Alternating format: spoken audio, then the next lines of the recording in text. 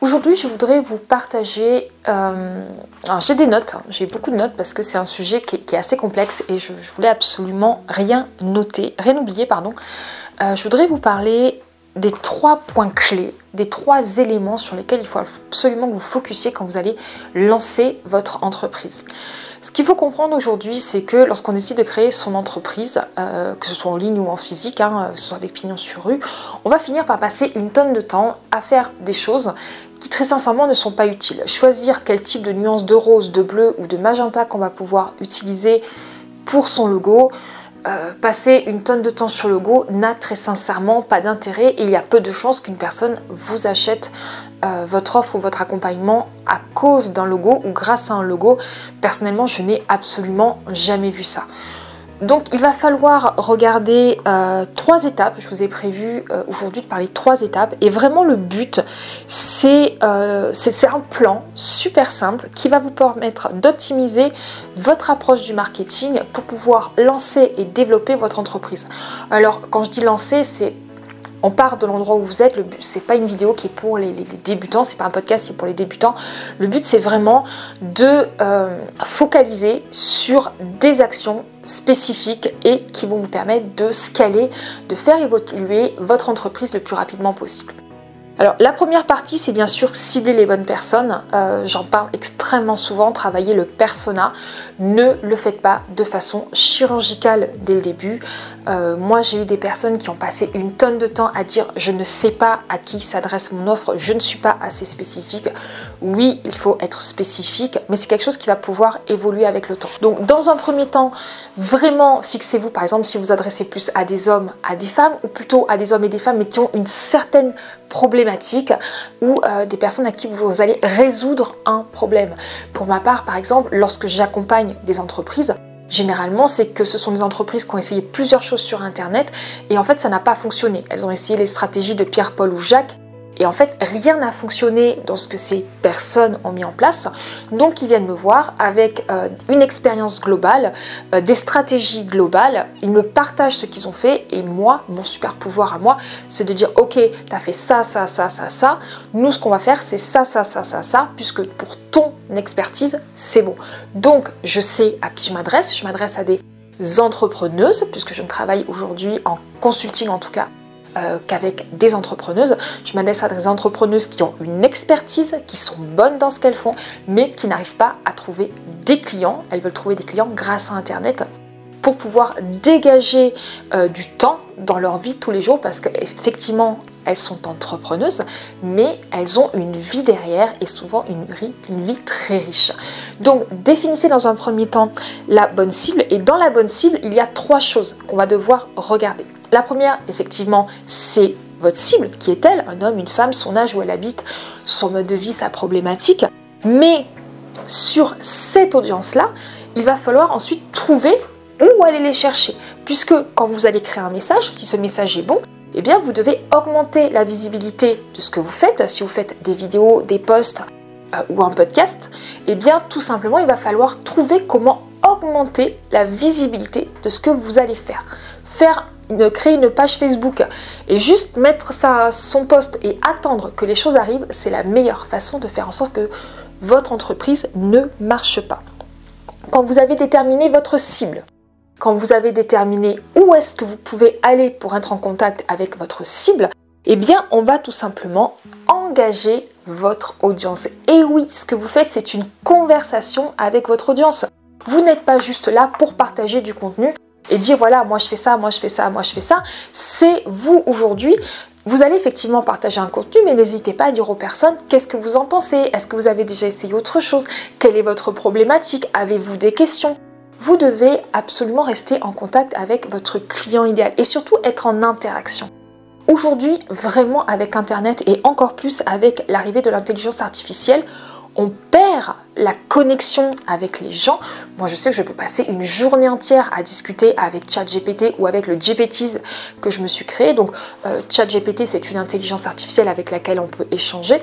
Et un GPTs, en fait, c'est tout simplement une petite intelligence artificielle que vous allez vous créer dans laquelle vous allez mettre toutes vos connaissances et en fait vous allez pouvoir presque discuter avec votre clone qui va pouvoir forcément avoir des idées que vous n'aurez pas eues. On n'est pas là pour parler d'intelligence artificielle aujourd'hui, on est vraiment là pour voir comment optimiser votre approche du marketing afin de pouvoir vraiment lancer votre entreprise ou faire décoller votre entreprise.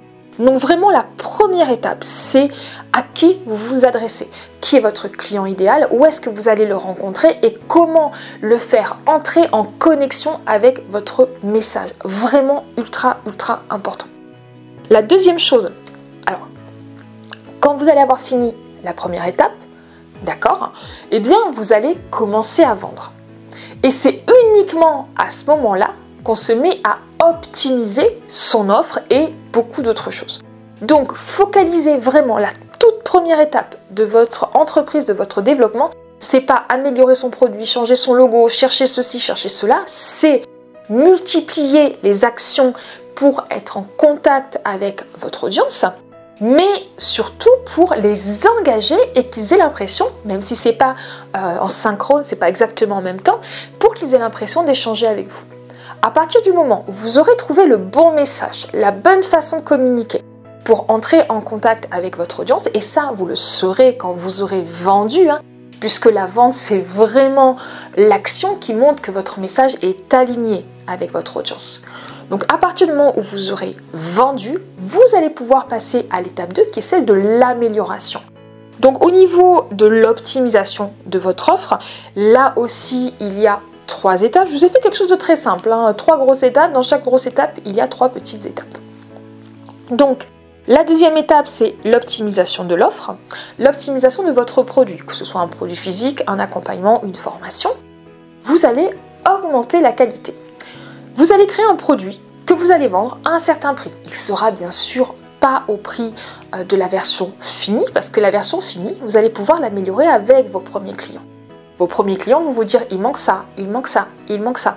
Et donc vous allez le rajouter. Plus vous allez rajouter du contenu, plus vous allez améliorer la qualité de votre produit, plus vous allez pouvoir justement augmenter le nombre de ventes. Puisque votre produit répondra encore plus à votre client et c'est un cercle vertueux qui va se créer. Toujours dans l'étape de l'optimisation du produit, on va aller plus loin au niveau de votre communication. Peut-être qu'au début, vous n'aviez que des posts, peut-être que vous n'étiez que sur LinkedIn. Maintenant, ce qu'on veut, c'est justement se positionner dans notre communication comme étant un leader de ce marché-là. Donc, ce qu'il nous faut, c'est aussi prendre le temps de regarder ce qui se fait ailleurs, regarder les autres stratégies, communiquer sur les analyses qu'on a fait des autres produits équivalents ou concurrentiels aux vôtres, afin d'être tout à fait capable d'en parler. Vous allez donc d'un côté avoir un produit qui, par rapport au feedback de votre audience, de vos nouveaux clients, eh bien, va être de meilleure qualité. Vous-même, vous allez vous former, vous allez suivre ce qui se passe dans votre écosystème professionnel pour faire en sorte que les autres produits soient moins bons. Donc, comment on fait pour faire en sorte que les autres produits soient moins intéressants? Tout simplement, on les apprend et on améliore encore son offre. Et on a forcément une communication plus alignée, puisque dans votre communication, quand vous allez avoir quelqu'un qui vient, qui vous dit j'ai fait telle chose, telle chose, telle chose, eh bien vous saurez exactement de quoi il s'agit. Ensuite, on va innover. Lorsque on lance une offre, un produit, on est tout le temps en train de se dire waouh, j'ai créé une offre, personne n'a fait ça, c'est la meilleure offre, personne n'a fait ça. Alors, on n'innove jamais dès le début parce que il se peut que si personne n'ait fait ça, ça ne veut pas dire que personne n'a fait ça, ça veut peut-être dire que des gens l'ont fait mais que ça ne fonctionne pas. N'innovez jamais une offre toute nouvelle, sauf si vous faites une start-up ou un produit novateur, etc. Mais n'innovez jamais dès le début. On innove à la deuxième étape, d'accord? Quand on a déjà vendu, quand on sait que son produit est bon, quand on sait que sa proposition d'offre est bonne, on va uniquement à ce moment-là focaliser en se disant qu'est-ce que je pourrais rajouter de différent? Qu'est-ce que je pourrais faire de mieux? Et là, on va vraiment avoir un produit qui se trouve juste être exceptionnel, puisque vous aurez à la fois le feedback de vos clients, vous-même vous aurez analysé par rapport aux autres offres que votre offre c'est la meilleure, et ensuite vous allez pouvoir innover. Aujourd'hui, dans mon domaine de compétences, je connais à peu près toutes, je dis à peu près parce qu'il y a toujours une formation qui sort que je ne connais pas, ou un nouveau formateur qui dit vous faire gagner 1 million et qu'à 3 abonnés. Mais n'en parlons pas. En l'occurrence, je suis en train de créer la première vidéo de mon podcast et j'ai sûrement 0 vue. Donc, on commence toutes dans un domaine. Par contre, effectivement, j'ai déjà une chaîne YouTube, j'ai déjà des vidéos, ça fait 5 ans que je suis en activité, j'ai une expérience, j'ai des résultats.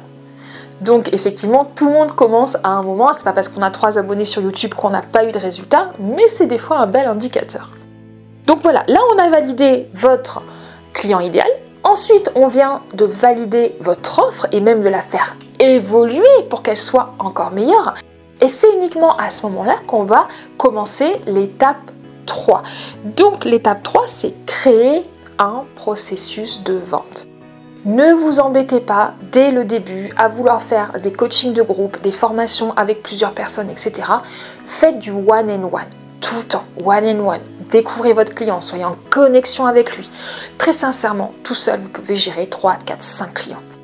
À partir du moment où effectivement vous avez maîtrisé votre client, vous savez à qui vous adressez, vous maîtrisez votre offre, que vous êtes sûr que votre offre soit la meilleure, à ce moment-là, on va pouvoir mettre en place des processus.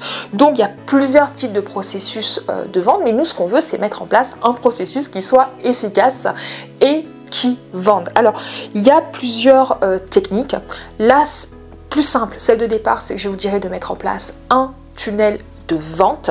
Je dis bien un tunnel de vente parce que si vous me connaissez sur d'autres chaînes, vous savez qu'il existe différents types de tunnels. Alors qu'est-ce qu'un tunnel? Puisque ce matin il s'avère que j'étais en conférence pour un petit groupe d'entrepreneurs ici à Béziers et que j'ai parlé des tunnels et cette personne ne savait pas qu'était un tunnel et pourtant je sais que c'est un chef d'entreprise accompli, mais il ne savait pas ce qu'étaient des tunnels. Alors qu'est-ce qu'un tunnel de vente? Eh bien c'est tout simplement, vous l'avez sûrement déjà vu sur des sites, une page de capture, un pop-up qui dit hop, téléchargez mon aimant à client, ou un post dans lequel il y a un lien qui vous dit téléchargez ce guide, regardez cette vidéo, regardez cette formation offerte. Voilà, ça c'est un aimant à client. Donc vous allez mettre en place un aimant à client avec un petit bout de votre formation. Vous verrez, vous aurez l'habitude ensuite de savoir qu'est-ce qui va attirer votre audience. Généralement, cherchez la problématique, l'objectif, la problématique ou l'objectif que la personne veut atteindre. Et par rapport à ça, vous allez créer un petit quelque chose. J'imagine complètement, parce que je ne l'ai pas encore fait, mais par exemple, mon premier aimant à client, c'était cette stratégie, cette étape pour développer son entreprise grâce à Internet. Voilà, c'était le tout premier que j'ai créé en 2018, même 2017 je crois. Et ce qui intéressait les gens à ce moment-là, c'est effectivement comment développer son entreprise grâce à Internet. Donc j'avais créé cet aimant à client. Donc vous créez un aimant à client, donc une page de capture, c'est très simple, hein, vous allez trouver, alors là si vous m'écoutez sur le podcast, forcément vous n'aurez pas des tutos, mais allez sur ma chaîne YouTube et vous allez avoir des tutos pour créer des tunnels de vente ultra simples et même avec des logiciels à 0 €. Donc numéro 1, vous allez, première partie de l'étape 3, mettre en place un tunnel de vente. Numéro 1, un petit aimant à client. Donc ça, c'est un cadeau. Ensuite, on arrive, quand les personnes ont donné leur prénom et leur adresse email, ils arrivent sur une page de capture, sur une page de remerciement qui leur dit félicitations d'avoir téléchargé ceci. Vous allez la voir incessamment sous peu. Si c'est une vidéo, la vidéo peut être directement sur la page de remerciement. Et là, on va faire une offre. Aujourd'hui, vous êtes dans telle situation, vous voulez atteindre tel objectif, j'ai la proposition. En fonction du prix, je dirais que si c'est moins de 300 €, vous pouvez proposer de vendre directement sur cette page-là. Si c'est plus de 300, 500, voire beaucoup plus, l'idéal c'est de prendre un rendez-vous découverte avec cette personne. Où vous pouvez mettre un petit calendrier, un logiciel de prise de rendez-vous en automatique. Pareil, vous avez un tuto sur ma chaîne YouTube, vous avez 2 tutos même, parce que je l'ai refait il y a même pas 2 mois. Et ensuite, vous allez avoir les personnes au téléphone, vous allez pouvoir échanger avec ces prospects et leur proposer votre offre. Donc, lorsqu'on est vraiment à créer un processus de vente efficace, la meilleure stratégie, la plus simple, la plus rapide, c'est la création d'un tunnel de vente. Ensuite, évidemment, je dis évidemment, vous ne le savez peut-être pas, sinon vous n'écouteriez pas ce podcast. Donc quand vous avez mis en place ce tunnel, vous allez analyser les chiffres, regarder vraiment qu'est-ce qui a bien fonctionné. Si par exemple il y a beaucoup de personnes qui ont vu la page mais très peu d'inscrits, peut-être que le texte qui est sur la page de capture n'est pas bon. Mais si les gens viennent sur la page de capture, c'est que l'aimant à client est intéressant. Si effectivement personne ne vient, soit ça veut dire que ce ne sont pas les bonnes personnes qui ont vu votre aimant à client, votre vidéo, votre PDF, c'est le plus simple un PDF, vraiment. Vous embêtez pas, en plus avec ChatGPT et vos compétences actuelles, vous allez pouvoir créer quelque chose de très efficace. Votre texte, vous le mettez ensuite sur Canva, vous faites un truc un peu sympathique et ça fait quelque chose de très très bien. D'ailleurs, ce serait une bonne idée que je fasse un tuto sur comment créer un e-book avec Canva. Je vais voir ça. Donc ça, ce sera sur YouTube. Donc quand vous avez créé votre tunnel et que vous avez analysé ce qui fonctionne et ce qui ne fonctionne pas, je tourne mes pages, on va tout simplement améliorer le système. En général, c'est assez simple. Soit vous n'avez personne qui voit votre page de capture. Il y a des statistiques, vous allez pouvoir voir le nombre de personnes qui ont vu la page de capture. Vous allez pouvoir voir le nombre de personnes qui se sont inscrites, donc qui ont donné leur adresse email sur votre page de capture. Et ensuite, vous allez pouvoir voir le nombre de personnes qui ont pris des rendez-vous avec vous et le nombre de personnes qui ont vendu. D'accord ? En général, sur chaque page, vous devez au moins être au-dessus de 23%.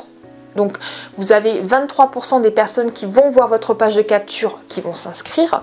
Sur les 23% qui se sont inscrits, vous devez avoir au moins 23% des personnes inscrites qui prennent un rendez-vous avec vous.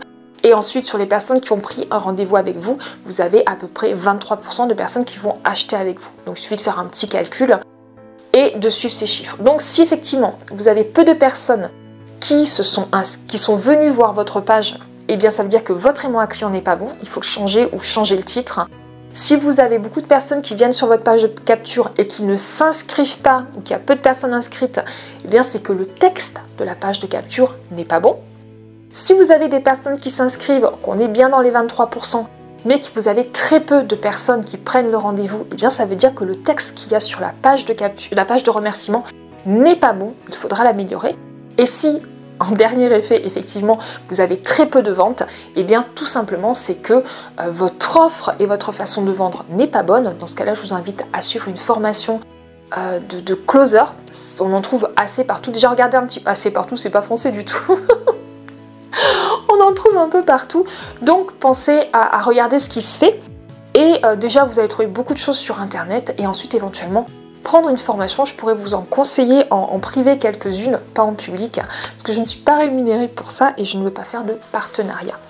Voilà, et donc quand vous avez bien analysé l'endroit de votre tunnel où ça coince, l'endroit où c'est pas bon, eh bien vous allez tout simplement l'améliorer. Vous allez faire en sorte que ce processus devienne meilleur, modifier les textes, modifier les mots, modifier les images, afin que tout fonctionne royalement. Et là, on arrive à un moment qui peut être entre 3 mois et 6 mois, parce que ça prend du temps de faire les analyses de tout ça.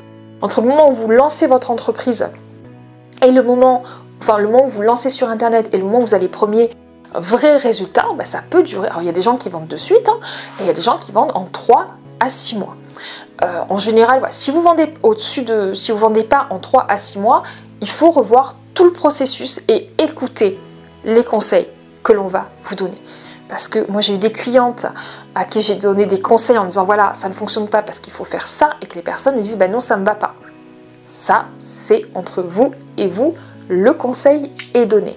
Donc là, vous avez un processus complet, vous avez une offre qui se vend, vous êtes en bonne connexion, vous vous adressez à la bonne cible, vous avez une offre qui s'est améliorée avec le temps et vous avez des statistiques qui vous permettent d'augmenter le nombre de ventes, et c'est là en fait que vous allez pouvoir vous régaler dans votre entreprise, parce que vous allez pouvoir tout simplement jouer sur quelques aspects, changer une image, changer un texte, changer ceci et augmenter justement vos ventes. Et là on arrive à un processus qui est juste extraordinaire. C'est le processus exact qu'on applique dans mon programme Business One, avec des tunnels qui sont un petit peu différents. Donc tout début est pareil, après c'est vraiment donc la partie personal branding qui vous est unique et la partie des tunnels. Il existe 5 gros types de tunnels et donc en fonction de votre audience, en fonction de votre offre et surtout en fonction de votre personnalité et de vos capacités, eh bien je vous invite à mettre en place tel ou tel tunnel. Et en général, c'est assez exponentiel. Je voulais vous partager une stratégie que j'adore, cette stratégie-là. Et en fait, je vous assure que dernièrement, j'ai pu la tester sur Béziers. Parce que normalement, je travaille qu'en ligne. Je travaille sur ce que j'appelle national, international. Et ça fonctionne très bien. Mais depuis quelques mois, je suis rentrée dans un réseau à Béziers. Et je l'ai donc testé réellement avec des clientes en local. Et ça fonctionne très très bien. L'envoi d'URL pour s'inscrire dans le tunnel. Et donc je me suis adressée avec des personnes qui étaient déjà en activité. On a testé avec des entreprises locales. En l'occurrence 4 entreprises locales sur des domaines complètement différents. Et bien sûr, ça a fonctionné. Et c'est là que c'est juste fantastique.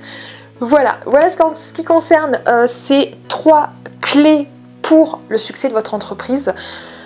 Vraiment n'hésitez pas à les mettre en place, à prendre le temps de la réflexion. Ça ne se fait pas en 2 secondes, c'est un processus d'analyse, donc ne désespérez pas parce que vous n'avez pas vendu le premier mois ni la première semaine.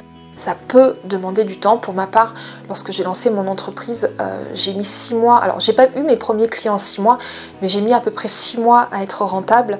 J'aurai l'occasion de vous en parler sur une autre vidéo. Ou un autre podcast, parce que j'enregistre visuellement, mais c'est une vidéo, c'est un audio qui est censé être pour le podcast. Donc si vous me voyez, coucou. Si vous m'entendez, bah coucou quand même aussi. Mais voilà. Donc vraiment, en vous concentrant sur ces 3 piliers, vraiment prenez-le en mode pilier, c'est-à-dire il y a vraiment 3 axes, donc les personnes, les produits et le processus. Donc vous allez pouvoir vraiment avoir les fondamentaux d'une entreprise rentable, surtout pour les femmes. C'est un processus qui marche très très bien pour les femmes. Ça semble être une approche un peu holistique parce que c'est vrai que quand on ne connaît pas le principe des tunnels, etc., on se dit mais c'est quoi cette histoire ? Je peux vous assurer que ça fonctionne très très bien. Voilà en ce qui concerne cette première vidéo sur les 3 piliers d'une entreprise qui réussit. De toute façon, il n'y a vraiment pas d'autre terme. Donc pour propulser votre petite entreprise vers le succès. Voilà, c'est ce que j'avais noté. Voilà, c'est fini pour cette vidéo. En tout cas, merci de m'avoir écouté. C'est fini pour ce podcast.